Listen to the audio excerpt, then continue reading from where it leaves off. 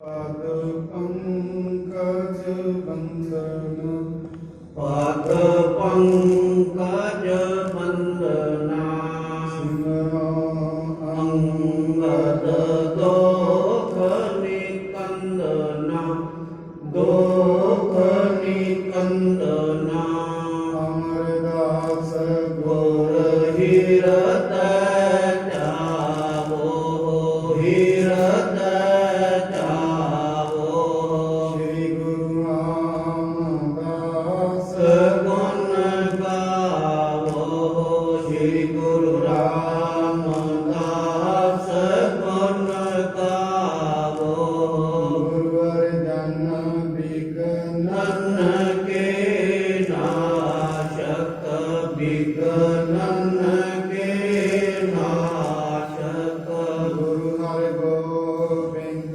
शुभ मत प्रकाशक शुभ मत प्रकाशक गुरु हर राय नमो नमो कर जोरी नमो कर जोरी गुरु हर कृष्ण मनाई बहोरी मनाई बहोरी एक बहादुर परम कृपाला जी परम कृपाला गुरु गोबिंद सिंह बेसाला गुरु गोबिंद सिंह बेसाला धनोतरा पुर पुन पुन सीसा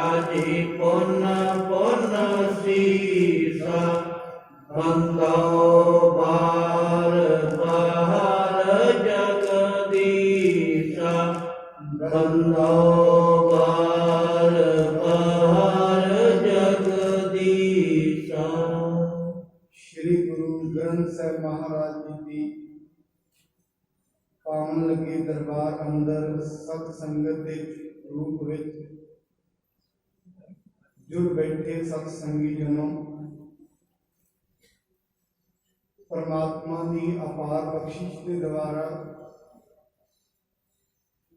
मनुख सत संगत के विच आके बैठता है।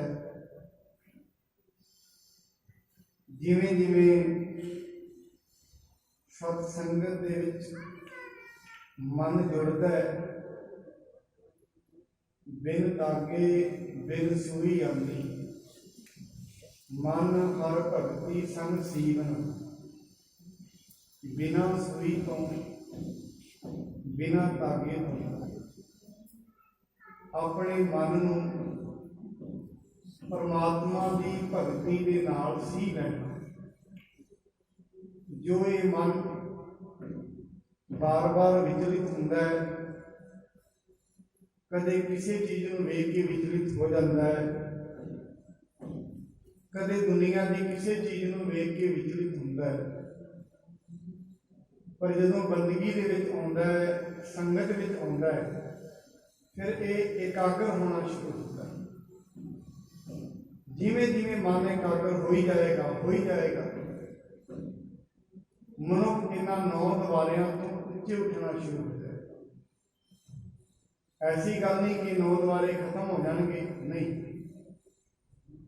प्रशादा तो वह मनुख भी खांदा है जिहड़ा ब्रह्म ज्ञान चला जाता है, पर उस दे प्रशादा छकण दे विच फर्क है। जल वो भी पींदा है जो ब्रह्म ज्ञान में पहुंच जाता है, पर उहदे खाण विच उहदे पीण विच ते बोलण विच फर्क है। मन बार बार विचलित होंदा है, क्यों? अज्ञानता करके बार बार किसी ना किसी चीज दे विच ये मन फस जाता है, अज्ञानता। महाराज ते बाणी दे विच ये कहंदे ने इसका एक कारण यह भी है जो मनुख दे नाल होना है, जो मनुख की असलीयत है मनुख नूं सच का नहीं पता। ਜਦੋਂ ਤੱਕ ਇਸ ਨੂੰ ਸੱਚਾਈ ਦਾ ਪਤਾ ਨਹੀਂ ਲੱਗੇਗਾ, ਉਦੋਂ ਤੱਕ ਇਸ ਦੇ ਅੰਦਰ ਵਿਰਾਗ ਪੈਦਾ ਨਹੀਂ ਹੋਏਗਾ। ਉਦੋਂ ਤੱਕ ਪਰਮਾਤਮਾ ਦੇ ਅੱਗੇ ਨਾ ਅਰਦਾਸ ਕਰੇਗਾ, ਉਦੋਂ ਤੱਕ ਜੀਵ ਆਤਮਾ ਬੇਨਤੀ ਨਹੀਂ ਕਰੇਗੀ। ਕਦੋਂ ਤੱਕ? ਜਦੋਂ ਤੱਕ ਇਸ ਨੂੰ ਪਤਾ ਹੀ ਨਹੀਂ ਲੱਗੇਗਾ, ਵਿਰਾਗ ਨਹੀਂ ਹੋਏਗਾ। ਜੇ ਮਨੁੱਖ ਨੂੰ ਇਹ ਪਤਾ ਲੱਗ ਜਾਏ ਮੈਂ ਖੂਹ ਦੇ ਵਿੱਚ ਡਿੱਗਿਆ ਪਿਆ ਹਾਂ, ਤਾਂ ਹੀ ਤੇ ਆਵਾਜ਼ ਲਗਾਏਗਾ ਮੈਨੂੰ ਬਾਹਰ ਕੱਢੋ। ਜਦੋਂ ਤੱਕ ਇਹ ਨਹੀਂ ਪਤਾ ਮੈਂ ਖੂਹ ਵਿੱਚ ਡਿੱਗਾ ਹੋਇਆ, ਉਦੋਂ ਤੱਕ ਬਾਹਰ ਨਿਕਲਣ ਦਾ ਨਾ ਉਪਰਾਲਾ ਕਰੇਗਾ, ਨਾ ਯਤਨ ਕਰੇਗਾ। ਇਸ ਕਰਕੇ ਹਰੇਕ ਮਨੁੱਖ ਨੂੰ ਇਹ ਲੱਗਦਾ ਰਹਿੰਦਾ ਮੈਂ ਠੀਕ ਹਾਂ, ਮੈਨੂੰ ਸ਼ਾਇਦ ਕਿਸੇ ਚੀਜ਼ ਦੀ ਜ਼ਰੂਰਤ ਨਹੀਂ।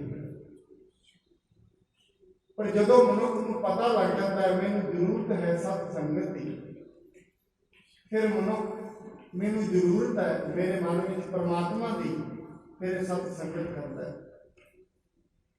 ਫਿਰ ਇਹ ਸੰਗਤ ਵਿੱਚ ਆਉਣਾ ਸ਼ੁਰੂ ਹੁੰਦਾ ਹੈ। ਪਹਿਲਾਂ ਜ਼ਰੂਰਤ ਪਤਾ, ਜਦੋਂ ਤੇ ਜ਼ਰੂਰਤ ਨਹੀਂ ਪਤਾ ਉਦੋਂ ਤੇ ਸੰਗਤ ਦੇ ਵਿੱਚ ਨਹੀਂ ਆਏ।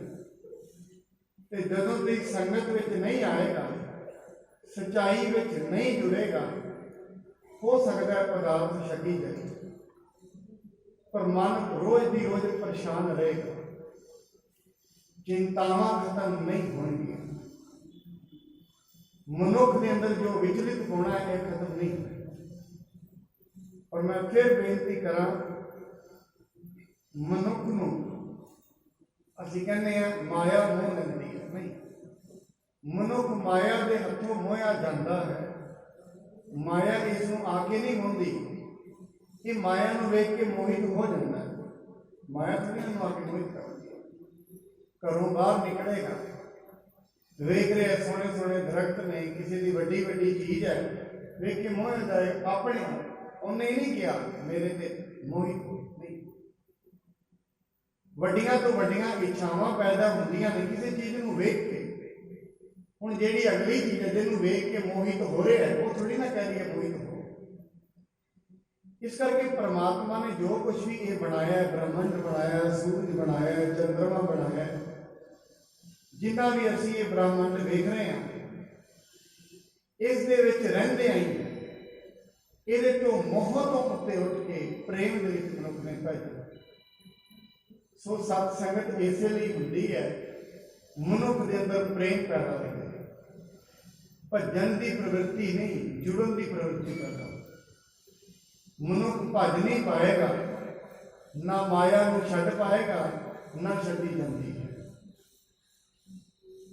ਚਾਹ ਕੇ ਵੀ ਨਹੀਂ ਛੱਡ ਪਾਏਗਾ, ਮਾਇਆ ਤੋਂ ਬਾਹਰ ਨਹੀਂ ਜਾ ਸਕਦਾ, ਪਰਿਵਾਰ ਵਿੱਚ ਹੀ ਰਹਿਣਾ। ਪਰਿਵਾਰ ਦੇ ਫਰਜ਼ ਵੀ ਨਿਭਾਉਣੇ ਨੇ, ਸਭ ਕੁਝ ਨਿਭਾਉਂਦੇ ਹੀ ਵਿੱਚ ਹੀ ਮੁਕਤ ਹੋ ਜਾਂਦੇ।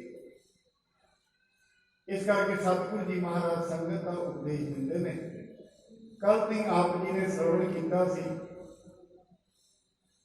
ਬਾਬੇ ਪ੍ਰੀਤੀਏ ਨੇ ਸੁਲਹੀ ਖਾਨ ਦੇ ਨਾਲ ਰਲ ਕੇ, ਉਹਦਾ ਰਾਜ ਅਕਬਰ ਦਾ ਰਾਜ ਹੈ, ਜਹਾਂਗੀਰ ਉਸ ਤੋਂ ਬਾਅਦ ਗੱਦੀ ਤੇ ਬੈਠਦਾ ਹੈ।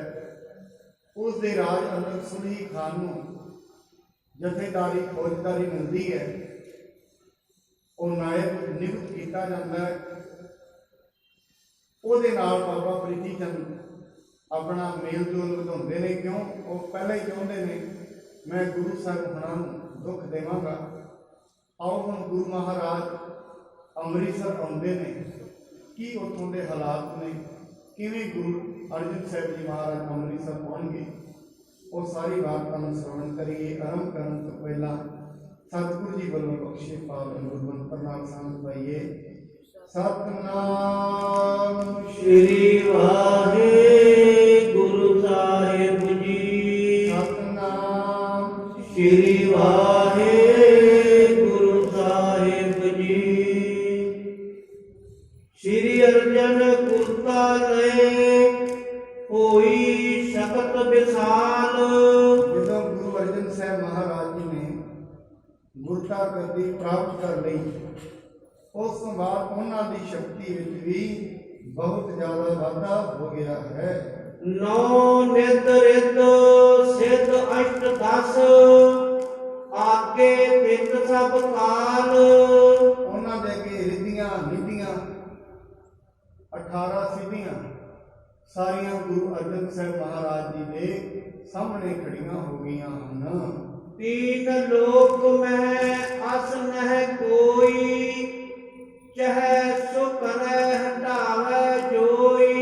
ਕਹਿੰਦੇ ਇੰਨੀ ਸ਼ਕਤੀ ਗੁਰੂ ਅਰਜਨ ਸਾਹਿਬ ਮਹਾਰਾਜ ਜੀ ਦੇ ਕੋਲ ਹੈ, ਤਿੰਨਾਂ ਲੋਕਾਂ ਦੇ ਵਿੱਚ ਐਸਾ ਕੋਈ ਨਹੀਂ ਜੋ ਬਚਨ ਗੁਰੂ ਅਰਜਨ ਸਾਹਿਬ ਜੀ ਮਹਾਰਾਜ ਕਰਦੇ ਉਸ ਨੂੰ ਹਟਾ ਸਕਦਾ ਹੋਵੇ। इंद्र समेत देवता सारे, रहने सदा आयस अनुसारे। जितने भी बड़े बड़े देवता ਹਨ ਸਾਰੇ ਗੁਰੂ ਸਾਹਿਬ ਜੀ ਦੀ ਗੱਲ ਮੰਨਦੇ ਨੇ, ਉਹਨਾਂ ਦੀ ਆਗਿਆ ਵਿੱਚ ਰਹਿੰਦੇ ਨੇ, ਕਿਉਂਕਿ ਇਹ ਜਿਹੜੀ ਗੱਦੀ ਹੈ ਇਹ ਗੁਰੂ ਨਾਨਕ ਸਾਹਿਬ ਜੀ ਦੀ ਗੱਦੀ ਹੈ। ਉਹ ਗੱਦੀ ਗੁਰੂ ਸਾਹਿਬ ਜੀ ਨੂੰ ਪ੍ਰਾਪਤ ਹੋਈ ਹੈ, ਇਸ ਕਰਕੇ ਰਿੱਧੀਆਂ ਸਿੱਧੀਆਂ ਉਹਨਾਂ ਦੇ ਪਿੱਛੇ ਪਿੱਛੇ ਆ ਜਾਂਦੀਆਂ ਨੇ। ਕਵੀ ਸੰਤੋਖ ਸਿੰਘ ਚੂੜਾਮਣੀ ਇੱਕ ਉਦਾਹਰਨ ਬੜਾ ਸੋਹਣਾ ਕਹਿੰਦੇ ਨੇ। ਬਾਣੀ ਦੀ ਇੱਕ ਪੰਕਤੀ ਹੈ, ਬ੍ਰਹਮ ਬਿੰਦੇ ਤਿਸ ਦਾ ਬ੍ਰਹਮ ਮੰਤਰ ਹੈ, ਏਕ ਸ਼ਬਦ ਦੇ ਬੁਲਾਏ ਨਵ ਨਿਧੀ 18 ਸਿੱਧੀ ਪਿੱਛੇ ਲੱਗੀਆਂ ਫਿਰੇ, ਜੋ ਹਰ ਹਿਰਦੈ ਸਦਾ ਵਸੈ।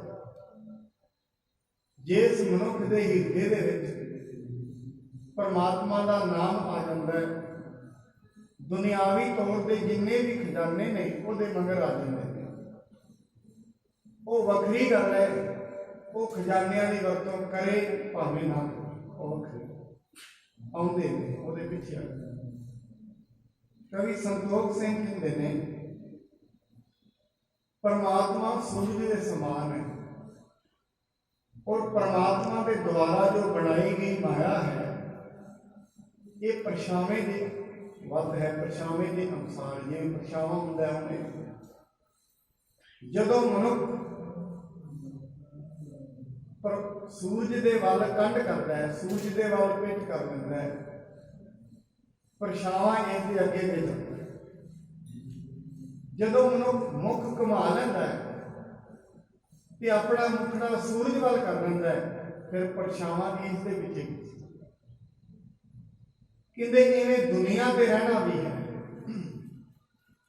जदों मनुख परमात्मा रूपी सूरज दे वल्लों पिट कर लैंदा है, माया रूपी माया सारी उम्र दे अगे के भजदी रहती,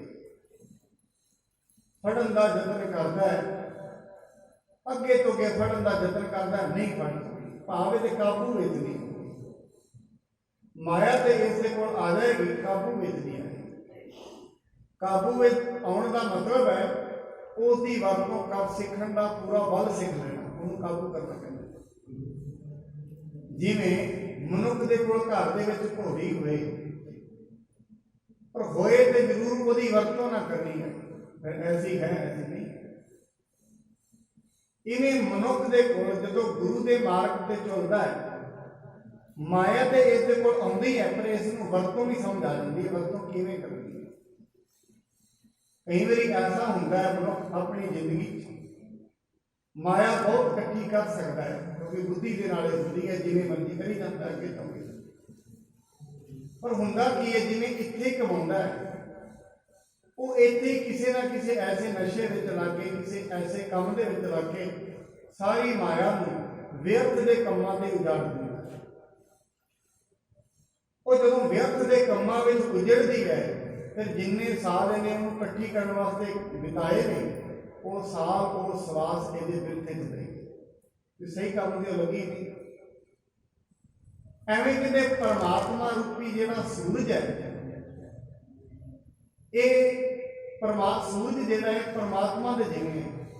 जदों मनुख इस दे वल मुख कर लैंदा है परमात्मा वल, तो माया कहते पीछे पानी कहती नव निधि 18 सिद्धि पिछे लगी होती।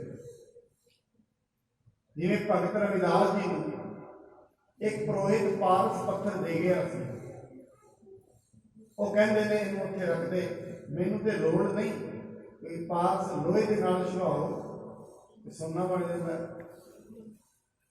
हुण कहंदे इहनूं रख दे, उत्थे अपने आले दे विच रख दित्ता। ਕਈ ਸਾਲਾਂ ਬਾਅਦ 8-10 ਸਾਲਾਂ ਬਾਅਦ ਪੰਡਤ ਜੀ ਵਾਪਸ ਆਏ। ਉਹ ਸੋਚਦੇ ਨੇ ਰਵਿਦਾਸ ਦੇ ਤੇ ਮੈਂ ਮਨਾਰੇ ਬੜੇ ਤਕੜੇ ਬਣ ਗਏ ਹੋਣਗੇ, ਤੁਸੀਂ ਉਹਨਾਂ ਕੋਲ ਸੋਨਾ ਹੀ ਸੋਨਾ ਹੋਵੇਗਾ। ਆਏ ਨੇ, ਆਉਂਦਿਆਂ ਨੂੰ ਫਿਰ ਛਪਰੀ ਵਿੱਚ ਹੀ ਬੈਠੇ। ਆਂਦੇ ਤੁਸੀਂ ਇਹਨਾਂ ਦੀ ਵਰਤੋਂ ਨਹੀਂ ਕੀਤੀ। ਉਹਦੇ ਵਰਤੋਂ ਕੀ ਕਰਾਂ, ਮੈਨੂੰ ਜ਼ਰੂਰਤ ਹੀ ਨਹੀਂ ਲੱਗੀ। ਮੈਨੂੰ ਪਤਾ ਲੱਗ ਗਿਆ ਮੇਰੀਆਂ ਜ਼ਰੂਰਤਾਂ ਥੋੜੀਆਂ ਜੀਆਂ ਨਹੀਂ, ਇੱਛਾਵਾਂ ਸੀ, ਇੱਛਾਵਾਂ ਨਹੀਂ ਭੁੱਲਦੀਆਂ।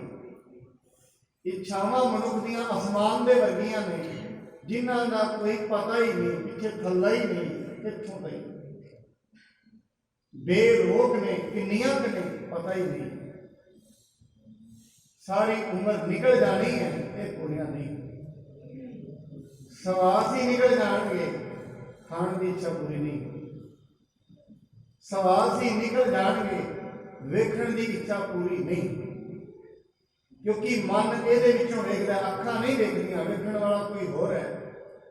ਜਦੋਂ ਤੱਕ ਉਹ ਅੰਦਰ ਵੇਖਣ ਵਾਲਾ ਮਨ ਹੈ, ਅੱਖਾਂ ਖਾਣੀ ਬਾਹਰ ਹੀ ਵੇਖਣ ਵਿੱਚ ਲੱਗਿਆ ਹੋਇਆ ਹੈ, ਫਿਰ ਅੰਦਰ ਇਹਨੂੰ ਸੂਰਤ ਦੀ ਸਮਝ ਨਹੀਂ ਆਉਂਦੀ। ਇਸ ਕਰਕੇ ਸਤਿਗੁਰੂ ਜੀ ਮਹਾਰਾਜ ਕਹਿੰਦੇ ਨੇ, ਸਤਿਗੁਰੂ ਜੀ ਦੇ ਕੋਲ ਨਵ ਨੀਤੀ 18 ਸਿੱਧੀਆਂ ਪਿੱਛੇ ਲੱਗੀਆਂ ਫਿਰ ਸਰਬ ਨਿਧਾਨ 10 ਅਸ਼ਟ ਸਿਧਾਨ ਠਾਕੁਰ ਕਰ ਤਲ ਕਰੇ। ਇਹ ਸਾਰੀਆਂ ਚੀਜ਼ਾਂ ਪਰਮਾਤਮਾ ਦੀਆਂ ਤਲੀਆਂ ਤੇ ਰੱਖੀਆਂ ਨੇ। 18 ਸਿੱਧੀ ਨਵ ਨੀਤੀ ਪਿੱਛੇ ਨੇ। ਜਦੋਂ ਵੀ ਮਨੁੱਖ ਇਹਨਾਂ ਨੂੰ ਚਾਹੇਗਾ, ਇਹ ਵੀ ਇਸ ਨੂੰ ਪ੍ਰਾਪਤ ਹੋ ਜਾਂਦੀਆਂ ਹਨ। ਜਿਸ ਕੋ ਚਾਹੈ ਨਰਕ ਮਹਿ ਪਾਵਹਿ, ਨਰਕ ਵਿਖੇ ਤੇ ਸੁਰਗ ਪਹੁੰਚਾਵਹਿ। ਸਤਿਗੁਰੂ ਜੀ ਦੇ ਕੋਲ ਇੰਨੀ ਬਖਸ਼ਿਸ਼ ਹੈ, ਜੇ ਉਹ ਚਾਹਣ ਕਿਸੇ ਨੂੰ ਨਰਕ ਵਿੱਚ ਪਹੁੰਚਾ ਦਿੰਦੇ ਨੇ, ਚਾਹਣ ਤੇ ਕੋਈ ਸਵਰਗ ਵਿੱਚ ਵੀ ਪਹੁੰਚ ਜਾਂਦਾ ਹੈ। ਮਹਾਰਾਜ ਪਦ ਬਖਸ਼ੈ ਰੰਕ, ਰੰਕ ਕਰੈ ਰਾਜਾ ਭੂਪੰਕ। ਔਰ ਇੰਨੀ ਤਕੜੀ ਸ਼ਕਤੀ ਹੈ, ਵੱਡੇ ਵੱਡੇ ਮਹਾਰਾਜੇ ਨੇ ਜਿਹੜੇ, ਉਹ ਬਿਲਕੁਲ ਭਿਖਾਰੀ ਬਣ ਸਕਦੇ ਨੇ ਉਹਨਾਂ ਦੇ ਇੱਕ ਵਚਨ ਦੇ ਨਾਲ। ਔਰ ਜਿਹੜੇ ਛੋਟੇ ਛੋਟੇ ਗਰੀਬ ਇਨਸਾਨ ਨੇ, ਵੱਡੀਆਂ ਵੱਡੀਆਂ ਪਦਵੀਆਂ ਤੇ ਪਹੁੰਚ ਸਕਦੇ ਨੇ। ਇੰਨੀ ਸ਼ਕਤੀ ਗੁਰੂ ਦੀ ਬੰਦਗੀ ਕਰਨ ਵਾਲਿਆਂ ਦੇ ਵਚਨਾਂ ਵਿੱਚ ਹੁੰਦੀ ਹੈ। ਉਹ ਵੱਖਰੀ ਗੱਲ ਹੈ। ਬੰਦਗੀ ਕਰਨ ਵਾਲਾ ਵਚਨ ਛੇਤੀ ਕਹਿੰਦਾ ਹੀ ਨਹੀਂ ਹੈ। ਕਿਉਂ? ਕਿਉਂਕਿ ਉਹ ਪਰਮਾਤਮਾ ਦਾ ਸ਼ਰੀਕ ਬਣਨਾ ਨਹੀਂ ਚਾਹੁੰਦਾ। ਉਸ ਨੂੰ ਪਤਾ ਹੁੰਦਾ ਹੈ ਇਹ ਜੋ ਕੁਝ ਵੀ ਹੋ ਰਿਹਾ ਪਰਮਾਤਮਾ ਦੇ ਹੁਕਮ ਵਿੱਚ ਹੋ ਰਿਹਾ। ਜੇ ਮੈਂ ਕੋਈ ਹੁਕਮ ਹਟਾਵਾਂਗਾ, ਪਰਮਾਤਮਾ ਮੇਰੇ ਨਾਲ ਨਾਰਾਜ਼ ਹੋ ਜਾਏਗਾ। ਹੁਣ ਕੋਈ ਹੁਕਮ ਹਟਾਏ ਤੇ ਕਿੰਨੀ ਵੱਡੀ ਨਾਰਾਜ਼ਗੀ ਹੈ ਪਰਮਾਤਮਾ ਦੀ। ਇਸ ਕਰਕੇ ਬੰਦਗੀ ਕਰਨ ਵਾਲਾ ਛੇਤੀ ਕੀਤਿਆਂ ਦੇ ਬਚਨ ਕਹਿੰਦਾ ਹੀ ਨਹੀਂ। ਫਿਰ ਉਹਦੇ ਮੁਖ ਚੋਂ ਜਿਹੜਾ ਬਚਨ ਨਿਕਲਦਾ ਵੀ ਹੈ, ਉਹ ਰੱਬ ਦੇ ਹੁਕਮ ਨਾਲ ਹੀ ਨਿਕਲਦਾ, ਉਵੇਂ ਨਿਕਲਦਾ ਵੀ ਰੱਬ ਦਾ ਹੁਕਮ ਹੀ। ਇਸ ਕਰਕੇ ਸਤਿਗੁਰੂ ਜੀ ਕਹਿੰਦੇ ਨੇ, ਜੇ ਪਤਾ ਕਰਨਾ ਹੋਵੇ ਨਾ ਰੱਬ ਕਿੱਥੇ ਵਸਦਾ ਹੈ, ਉਹਦਾ ਟਿਕਾਣਾ ਦੱਸਿਆ ਮਹਾਰਾਜ। ਜੇ ਇਹ ਪਤਾ ਕਰਨਾ ਹੋਵੇ ਰੱਬ ਕਿੱਥੇ ਹੈ, ਬਾਣੀ ਕਹਿੰਦੀ ਪ੍ਰਭ ਜੀ ਵਸਹਿ ਸਾਧ ਕੀ ਕਸਮ।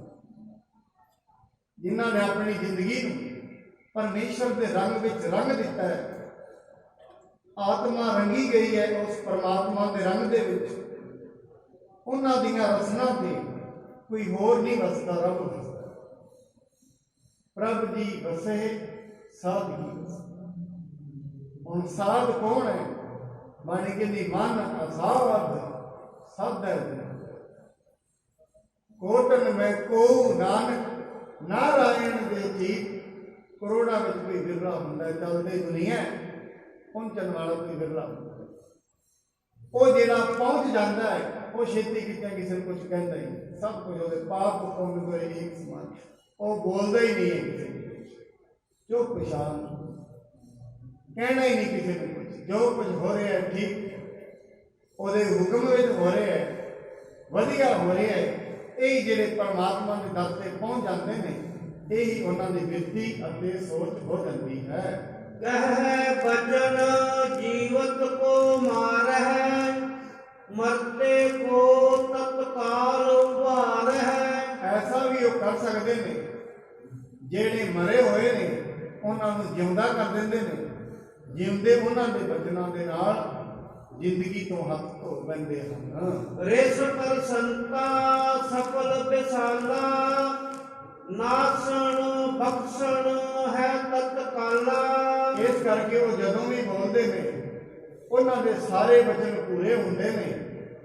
ਇਸ ਕਰਕੇ ਕਿਸੇ ਦੇ ਵੀ ਦੁੱਖ ਨਾਸ਼ ਵੀ ਕਰ ਸਕਦੇ ਨੇ, ਦੁੱਖ ਲੱਗ ਵੀ ਸਕਦੇ ਹਨ। ਇਮ ਸਮਰੱਥਾ ਕਹਾਂ ਛੁਪਾਈ, ਅਨਿਕ ਹੇਤ ਤੇ ਹੋਇ ਬਿਦ ਤਾਈ। ਇਸ ਕਰਕੇ ਐਸੀ ਸਮਰੱਥਾ ਗੁਰੂ ਜੀ ਲੁਕੋ ਕੇ ਰੱਖਦੇ ਨੇ।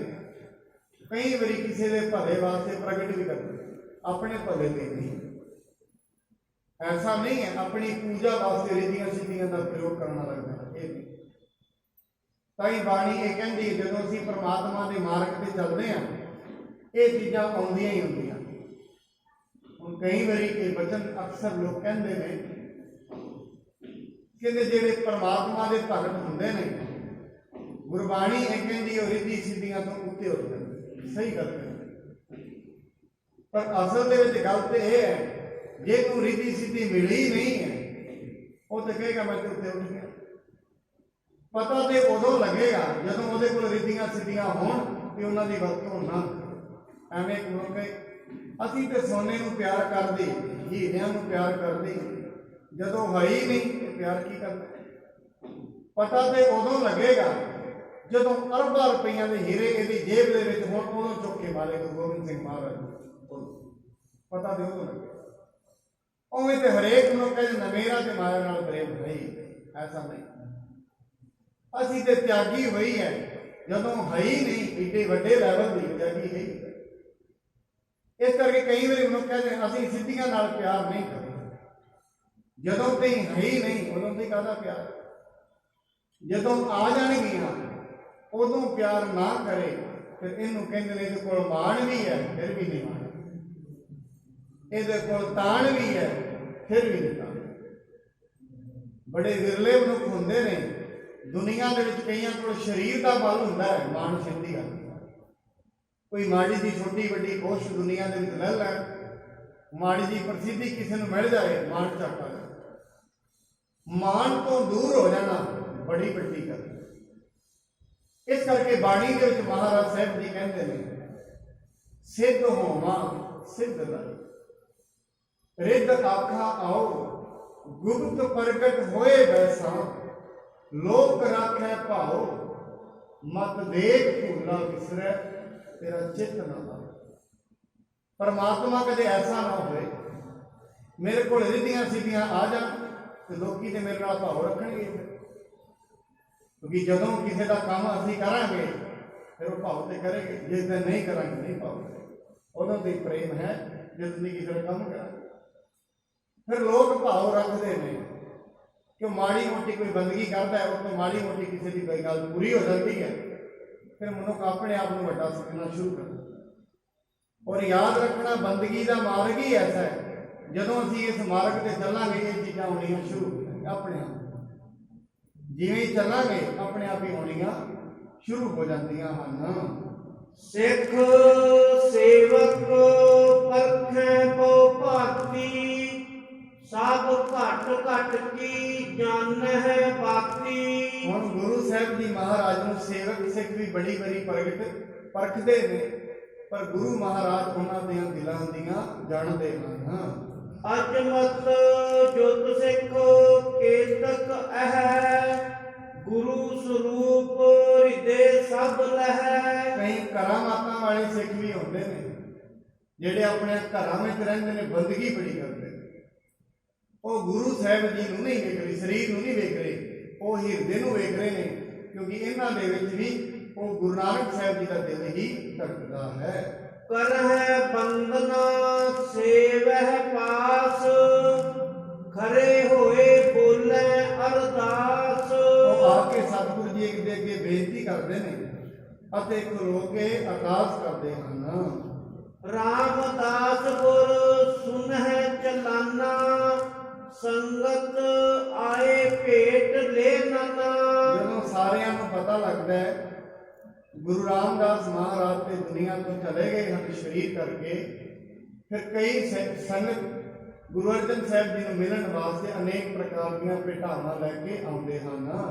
ਦਰਸ਼ਨ ਕਰਹਿ ਭਾਵਨਾ ਪਾਵਹਿ, ਗੁਣ ਗਨ ਗਾਵਤ ਸਦਨ ਸਿੰਧਾਵਹਿ। ਦਰਸ਼ਨ ਕਰਦੇ ਨੇ, ਮਨ ਦੀਆਂ ਭਾਵਨਾਵਾਂ ਪੂਰੀਆਂ ਹੁੰਦੀਆਂ ਨੇ, ਉਸ ਤੋਂ ਬਾਅਦ ਖੁਸ਼ੀ ਖੁਸ਼ੀ ਆਪਣੇ ਘਰਾਂ ਦੇ ਵਿੱਚ ਚਲੇ ਜਾਂਦੇ ਹਨ। ਦੇਸ ਵਿਦੇਸਨ ਭੇ ਬਖਿਆਤ, ਗਾਦੀ ਪਰ ਬੈਠੇ ਲਗਤਾਤ।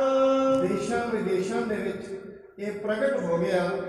ਗੁਰੂ ਨਾਨਕ ਸਾਹਿਬ ਜੀ ਦੀ ਗੱਦੀ ਤੇ ਗੁਰੂ ਰਾਮਦਾਸ ਮਹਾਰਾਜ ਜੀ ਦੇ ਛੋਟੇ ਪੁੱਤਰ ਗੁਰੂ ਅਰਜਨ ਸਾਹਿਬ ਜੀ ਸੁਭਾਏਮਾਨ ਹਨ। ਸ੍ਰੀ ਨਾਨਕ ਕੀ ਜੋਤ ਬਿਲੰਦ, ਮਹਿਤ ਵਿਰਾਜਤ ਅਰਜਨ ਚੰਦ। ਗੁਰੂ ਨਾਨਕ ਸਾਹਿਬ ਜੀ ਦੀ ਕੋਈ ਵੱਡੀ ਜੋਤ, ਕੋਈ ਜੋਤ ਹੁਣ ਗੁਰੂ ਅਰਜਨ ਸਾਹਿਬ ਜੀ ਦੇ ਰੂਪ ਦੇ ਵਿੱਚ ਵਿਰਾਜਮਾਨ ਹੈ। ਸ੍ਰੀ ਅੰਮ੍ਰਿਤਸਰ ਪ੍ਰਿਥਿਆ ਰਹਿਓ, ਮੈਂ ਗੁਰ ਬਣਿਓ ਬਹੁਤ ਹੀ ਕਹਿਓ। ਪਰ ਦੂਜੀ ਸਾਈਡ ਤੇ ਬਾਬਾ ਪ੍ਰਿਥੀ ਚੰਦ ਵੀ ਉੱਥੇ ਹੀ ਰਹਿੰਦਾ ਅੰਮ੍ਰਿਤਸਰ, ਤੇ ਲੋਕਾਂ ਨੂੰ ਇਹ ਕਹਿੰਦਾ ਮੈਂ ਵੀ ਗੁਰੂ ਬਣਿਆ, ਕਿਉਂਕਿ ਉਹਨੂੰ ਵੀ ਇਵੇਂ ਲੱਗਦਾ ਹੈ ਵੀ ਸਤਿਗੁਰੂ ਜੀ ਦੇ ਨਾਲ ਜਿੰਨੀਆਂ ਭੇਟਾਵਾਂ ਹੋਣਗੀਆਂ, ਇਹ ਭੇਟਾਵਾਂ ਮੈਂ ਆਪਣੇ ਘਰ ਦੇ ਵਿੱਚ ਰੱਖਾਂ। ਉਹ ਵੀ ਸੰਗਤਾਂ ਨੂੰ ਇਹ ਕਹਿੰਦਾ ਮੈਂ ਵੀ ਗੁਰੂ ਬਣਿਆ ਹੋਇਆ ਹਾਂ। ਤੋ ਨ ਪੂਜਾ ਕੋਏ ਚੜਾਵਹਿ, ਨਹੀਂ ਜਾਏ ਕਰ ਸੀਸ ਨਿਵਾਵਹਿ। ਉਹ ਕਹਿੰਦਾ ਤੇ ਜ਼ਰੂਰ ਹੈ ਆਪਣੇ ਮੁਖ ਚੋਂ, ਪਰ ਉਹਨਾਂ ਦੇ ਕੋਲ ਜਾ ਕੇ ਕੋਈ ਵੀ ਪੂਜਾ ਨਹੀਂ ਕਰਦਾ, ਕੋਈ ਚੜਾਉਂਦਾ ਨਹੀਂ। ਕਿਉਂਕਿ ਸਾਧ ਸੰਗਤ ਜਿਹੜੇ ਭੋਰੇ ਹੁੰਦੇ ਨੇ ਉਹ ਫੁੱਲਾਂ ਦੀ ਪਛਾਣ ਆਪਣੇ ਆਪ ਕਰਦੇ। ਮਨੁੱਖ ਨੂੰ ਦੁਨੀਆ ਨੂੰ ਕਹਿਣ ਦੀ ਲੋੜ ਨਹੀਂ ਮੈਂ ਚੰਗਾ ਹਾਂ। ਜਿਵੇਂ ਇੱਕ ਗੁਲਾਬ ਦੇ ਫੁੱਲ ਨੂੰ ਇਹ ਕਹਿਣ ਦੀ ਲੋੜ ਨਹੀਂ ਪੈਂਦੀ, ਦੱਸਣ ਦੀ ਲੋੜ ਨਹੀਂ ਪੈਂਦੀ ਮੈਂ ਗੁਲਾਬ ਦਾ ਫੁੱਲ ਹਾਂ। ਗੁਲਾਬ ਦਾ ਫੁੱਲ ਰੱਖਿਆ ਹੋਣਾ ਚਾਹੀਦਾ ਹੈ, ਸੁਗੰਧੀ ਦੱਸ ਦਿੰਦੀ ਹੈ ਗੁਲਾਬ। ਕਿਸੇ ਨੂੰ ਕਹਿਣ ਦੀ ਲੋੜ ਨਹੀਂ ਮੈਂ ਕਦੇ ਪਾਪ ਨਹੀਂ ਕੀਤੇ। ਮਨੁੱਖ ਦਾ ਮਸਤਕ ਦੱਸ ਦੇਗਾ, ਉਹਦੀ ਪ੍ਰੈਜੈਂਸ ਹੀ ਦੱਸ ਦੇਗੀ, ਉੱਥੇ ਖੜਿਆ ਹੋਣਾ ਹੀ ਦੱਸ ਦੇਗਾ ਇਹ ਕਿੱਥੋਂ ਤੇ ਮਨੁੱਖ ਪਹੁੰਚਦਾ। ਕਿਸੇ ਨੂੰ ਦੱਸਣ ਦੀ ਲੋੜ ਨਹੀਂ। ਮਨੁੱਖ ਦੇ ਮੱਥੇ ਬੋਲ ਜਾਂਦੇ ਨੇ, ਇਹਦਾ ਚਿਹਰਾ ਦੱਸ ਦਿੰਦਾ, ਕਹਿਣ ਦੀ ਕੀ ਲੋੜ ਹੈ, ਅੱਖਾਂ ਦੱਸ ਦਿੰਦੀਆਂ ਨੇ। ਇਸ ਕਰਕੇ ਬਾਣੀ ਦੇ ਵਿੱਚ ਮਹਾਰਾਜ ਨੇ ਇਹ ਕਿਹਾ ਆਪਸ ਕੋ ਜੋ ਭਲਾ ਕਹਾਵੈ ਤਿਸੈ ਭਲਾਈ ਨਿਕਟਣਾ। ਮੈਂ ਮਸਕੀਨ ਜੀ ਦੀ ਇਹ ਗਾਥਾ ਕਈ ਵਾਰੀ ਸੁਣਾਉਂਦਾ ਹੁੰਦਾ, ਆਪਣੀ ਜ਼ਿੰਦਗੀ ਦੀ ਹੱਡ ਬੀਤੀ ਦੱਸਦੇ ਨੇ। ਕਹਿੰਦੇ ਦਾਸ ਇੱਕ ਵਾਰੀ ਸ਼ੀਸ਼ਗੰਜ ਸਾਹਿਬ ਕਥਾ ਕਰ ਰਹੇ ਸੀ, ਕਹਿੰਦੇ ਦਿੱਲੀ। ਉੱਥੇ ਇੱਕ ਮਨੁੱਖ ਨੇ ਰੋਜ਼ ਹੀ ਸੰਗਤ ਵਿੱਚ ਆਉਣਾ, ਉਹਨੇ ਰੋਜ਼ ਹੀ ਕਹਿਣਾ ਮਸਕੀਨ ਜੀ ਮੈਂ ਤੇ ਸੰਗਤ ਦੇ ਚਰਨਾਂ ਦੀ ਧੂੜ, ਰੋਜ਼ ਹੀ ਕਹਿਣਾ ਮੈਂ ਤੇ ਸੰਗਤ ਦੇ ਚਰਨਾਂ ਦੀ ਧੂੜ। ਕਹਿੰਦੇ ਮੈਂ 8-10 ਦਿਨ ਸੁਣਦਾ ਰਿਹਾ, ਰੋਜ਼ ਹੀ ਕੋਲ ਲੰਘਣਾ ਮੈਂ ਸੰਗਤ ਦੇ ਚਰਨਾਂ ਦੀ। ਕਹਿੰਦੇ ਮੈਂ ਪਿਛਲੀ ਗੱਲ ਤੁਸੀਂ ਸਮਝਦਾ ਸੀ ਇਹ ਕਿੱਥੋਂ ਧੂੜ ਕਹਿ ਰਿਹਾ, ਸੰਗਤ ਦੇ ਵਿੱਚ ਕਹਿ ਰਿਹਾ। ਕਹਿੰਦੇ 10 ਦਿਨਾਂ ਬਾਅਦ ਉਹਨੇ ਮੈਨੂੰ ਦੁਬਾਰਾ ਕਿਹਾ, ਮੈਂ ਸੰਗਤ ਵਿੱਚ ਹੀ ਕਹਿ ਦਿੱਤਾ ਤੂੰ ਧੂੜ ਤੋਂ ਵੱਧ ਹੈ ਵੀ ਕੁਛ ਨਹੀਂ, ਏਡਾ ਕੀ ਧੂੜ ਹੀ ਜੋਗਾ, ਹੋਰ ਕੁਛ ਨਹੀਂ ਇੱਧਰ। ਕਹਿੰਦੇ ਬਸ ਨਾਲ ਦੀ ਨਾਲ ਮੇਰੇ ਤੇ ਗੱਲ ਪੈਣ ਨੂੰ ਆ ਗਿਆ। ਹਜੇ ਤੇ ਰੋਜ਼ ਕਹਿ ਰਿਹਾ ਸੀ, ਕਹਿੰਦੇ ਮੇਰੇ ਨਾਲ ਬੋਲਿਆ ਹੀ ਨਹੀਂ ਮਤਲਬ। ਮੈਂ ਤਾਂ ਉਹਨੂੰ ਕਿਹਾ ਮੈਂ ਤੇ ਉਹੀ ਤੇ ਕਿਹਾ ਜੋ ਤੂੰ ਕਹਿ ਰਿਹਾ ਸੀ। ਕਹਿੰਦੇ ਮੈਂ ਕਹਿ ਲਵਾਂ ਤੇ ਠੀਕ ਹੈ, ਤੁਸੀਂ ਨਹੀਂ ਸੀ। ਕਿਉਂ? ਕਈ ਵਾਰੀ ਮਨੁੱਖ ਨੀਵੇਂ ਸ਼ਬਦ ਬੋਲਦਾ ਹੈ ਆਪਣੀ ਵਿੜਾਈ ਕਰਾਉਣ ਵਾਸਤੇ, ਬਸ ਇਹਦੇ ਜਦੋਂ ਉਹਨੂੰ ਕਹਿ ਦਿੱਤਾ ਜਾਏਗਾ। ਕਈ ਵਾਰੀ ਮਨੁੱਖ ਕਹਿ ਦਿੰਦਾ ਮੈਂ ਤੇ ਗੁਰੂ ਘਰ ਦਾ ਸੇਵਾਦਾਰ ਹੀ ਹਾਂ। ਜਦੋਂ ਕਹਿ ਦਈਏ ਤੂੰ ਸੇਵਾਦਾਰ ਤੋਂ ਵੱਧ ਹੈ ਨਹੀਂ, ਕੱਖ ਨਹੀਂ, ਕੁਛ ਨਹੀਂ ਬਣ ਸਕਦਾ, ਬਸ ਨਾਲੋਂ ਨਾਲ ਫੜ ਲਵੇਗਾ ਮੈਂ ਕਾਹਦਾ ਸੇਵਾਦਾਰ, ਤੂੰ ਮੈਨੂੰ ਕਿੱਧਰੋਂ ਮਿਲ ਐਵੇਂ ਬੋਲ। ਮਨੁੱਖ ਕਈ ਮੈਂ ਕਹਿ ਦਿੰਦਾ ਮੈਂ ਤੇ ਸ਼ਹਿਰ ਦਾ ਸੇਵਾਦਾਰ ਹੀ ਹਾਂ, ਅਸੀਂ ਤੇ ਤੁਹਾਡੇ ਨੌਕਰ ਹੀ ਹਾਂ ਜੀ, ਐਵੇਂ ਕਹਿ ਦਿੰਦੇ ਨੇ। ਜਿਹਨੂੰ ਕਹਿ ਦਈਏ ਤੂੰ ਹੋਏ ਸ਼ਹਿਰ ਦਾ ਕੋਈ ਵੱਡਾ ਲੀਡਰ, ਤੂੰ ਨੌਕਰ ਤੋਂ ਵੱਧ ਹੈ ਵੀ ਕੱਖ ਨਹੀਂ, ਨਾਲ ਹੀ ਗੱਲ ਪੈ ਜਾਂਦੀ। ਇਸ ਕਰਕੇ ਫੁੱਲ ਨੂੰ ਫੁੱਲ ਕਹਿਣਾ, ਕੰਡੇ ਨੂੰ ਕੰਡਾ ਕਹਿਣਾ, ਇਹੀ ਤੇ ਸੱਚਾਈ। ਕੰਡੇ ਨੂੰ ਕੰਡਾ ਕਹੋਗੇ ਚੁੱਪ ਜਾਏਗਾ, ਨਾਲ ਹੀ ਚੁੱਪ। ਇਸ ਕਰਕੇ ਫੁੱਲਾਂ ਨੂੰ ਦੱਸਣ ਦੀ ਲੋੜ ਨਹੀਂ ਹੁੰਦੀ। ਅਸੀਂ ਫੁੱਲਾਂ ਦੀ ਸੁਗੰਧੀ ਦੱਸ ਦਿੰਦੀ ਹੈ, ਫੁੱਲ ਸਾਡੇ ਕੋਲ ਹੈ। ਕੰਡਿਆਂ ਨੂੰ ਦੱਸਣ ਦੀ ਲੋੜ ਨਹੀਂ, ਅਸੀਂ ਕੰਡੇ ਹਾਂ, ਕੰਡੇ ਚੁੱਪ ਕੇ ਦੱਸ ਦਿੰਦੇ ਨੇ ਅਸੀਂ ਕੰਡੇ। ਇਸ ਕਰਕੇ ਪ੍ਰੀਤੀਆ ਰੋਜ਼ ਕਹਿੰਦਾ ਹੈ ਮੈਂ ਫੁੱਲ ਹਾਂ।